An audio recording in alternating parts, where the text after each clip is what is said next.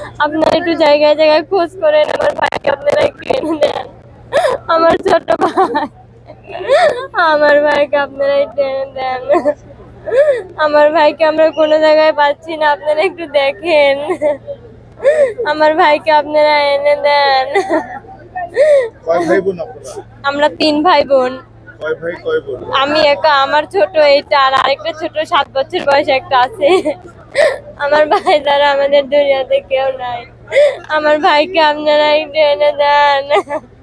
আমার সোনার ভাই, আমার এত সুন্দর ভাইয়ের কিছু হয় নাই।